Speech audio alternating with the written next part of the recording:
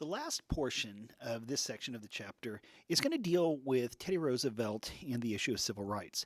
Now, generally speaking, civil rights are things like the right to vote.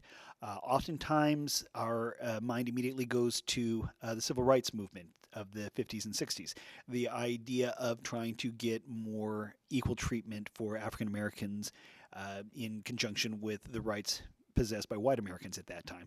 And that is really more of what we're going to be talking about. We're going to be talking a little bit about the way in which Roosevelt believed, the way he acted and things like that, and any and all changes that, did come about at this time. Remember, this is a point in time when you do have people like Booker T. Washington and W.B. Du Bois and things like the Niagara movement. So you're seeing changes start to come about, and you're going to see the desire for more changes to come about. You're going to see that desire for people not to be relegated to what's often referred to as second-class citizenship status. And we're going to see that Roosevelt, did have some ideas of things he wanted to do and the various things that he did or did not do. One thing to keep in mind about Teddy Roosevelt is the fact that while he did come from a pretty good background, he did come from a wealthy upbringing, he really did kind of see himself as a self-made man in the sense that he had not had good health. He had not done well as a child. And as such, whenever he saw individuals that were basically going to take the situation, in their own hands, they were going to grab the bull by the horns and they were going to try and make changes, he really was very supportive of, people who were doing that kind of thing. Teddy Roosevelt supported, therefore, individuals like Booker T. Washington. Now, remember, Booker T. Washington, he's really going to get the Tuskegee Institute started. He's going to be the individual who was of the idea that the best way to gain equality between whites and blacks in the United States was for African Americans to show the rest of the nation how valuable they were to the country. And so it was going to be there at Tuskegee that people were being trained to be teachers, to be trained in various industries and stuff like that. So you do have people working on things along those lines for which you had Teddy Roosevelt, very appreciative of and really, admiring those individuals and supporting them as best he can. But in general, while the president did help individuals like Booker T. Washington, in general, he didn't really do a lot for African Americans in the United States.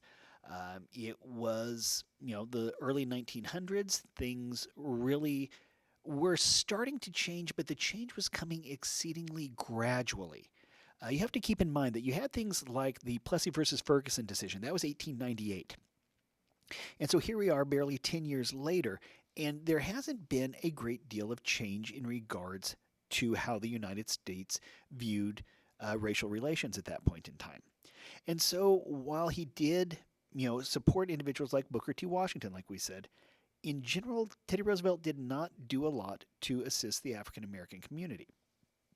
As such, in 1909, you had a group of black leaders, which included W.B. Du Bois.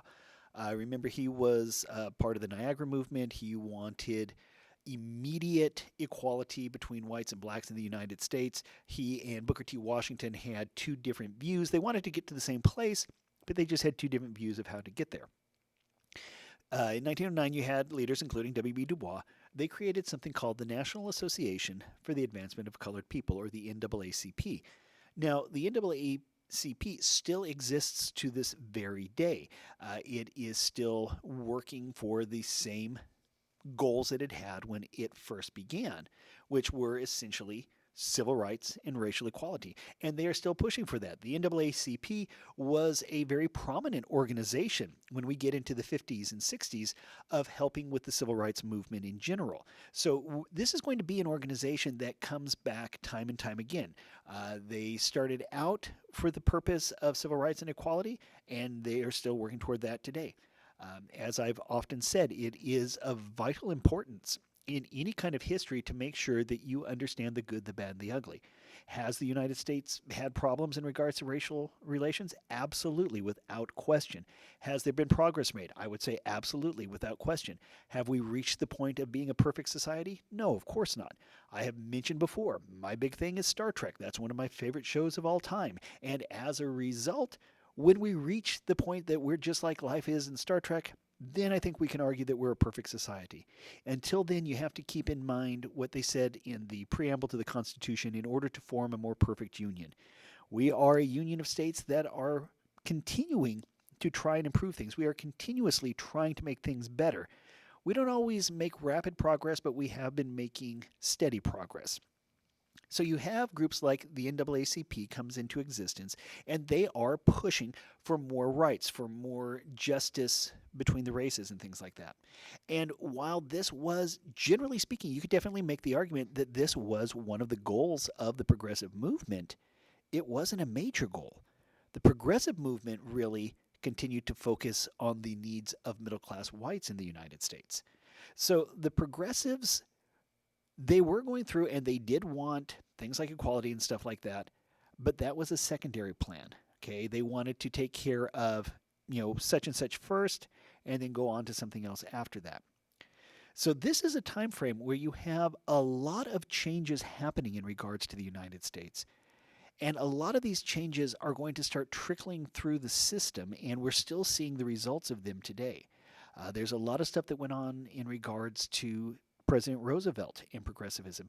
You're going to see that he ends up one day being the progressive candidate for president. And all of the different moves that were made by him and the progressives of his party at his time, we're still seeing the after effects today. As I said, have we reached the point where we're a perfect society? No, absolutely not. Have we made progress? I would definitely argue yes. And we are continuing to make progress as we try to form that more perfect union that I mentioned just a moment ago.